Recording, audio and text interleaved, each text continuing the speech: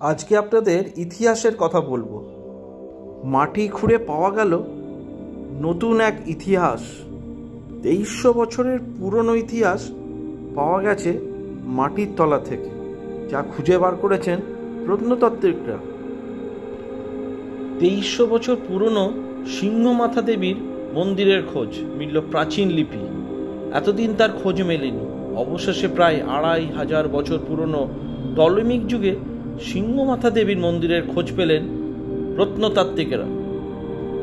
এ এক অনন্য আবিষ্কার, সন্দেহ নেই। খ্রিস্টের জন্মের 332 বছর আগে থেকে 30 বছর আগে পর্যন্ত মিশরের এক যুগ চলেছিল, যাকে বলা হয় টলেমিক যুগ।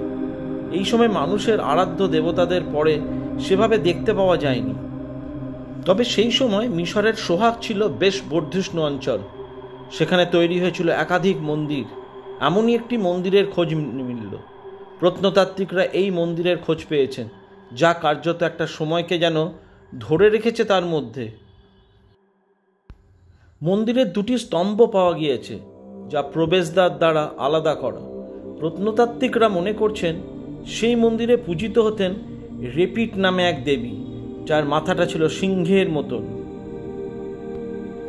যে মন্দিরটি আবিষ্কার হয়েছে তা 51 মিটার চওড়া, উচ্চতা 18 মিটারের কাছাকাছি।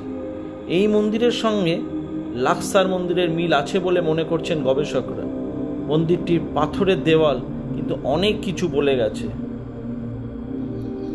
মিশর ও জার্মানির প্রত্নতাত্ত্বিকদের একটি যৌথ দল এই মন্দিরটি আবিষ্কার করেছে, যার গায়ে হায়ারোগ্লিফিক হরফে লেখা রয়েছে পাথর কেটে কিছু ছবির মতন তৈরি করা।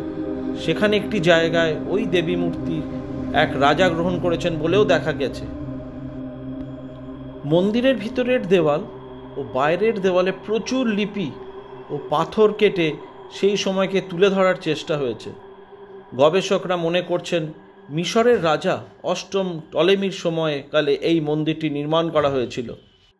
এখন যে মন্দিরটি আপনারা দেখছেন সেটা আবিষ্কৃত মন্দিরের একটি কাল্পনিক রূপ। আশা করি ভিডিওটা আপনাদের ভালো লাগবে। যদি ভিডিও নিয়ে কিছু বলার থাকে তাহলে অবশ্যই কমেন্টস করবেন। আর এরকম ভিডিও যদি আরও দেখতে চান তাহলে অবশ্যই চ্যানেলটিকে সাবস্ক্রাইব করে দেবেন।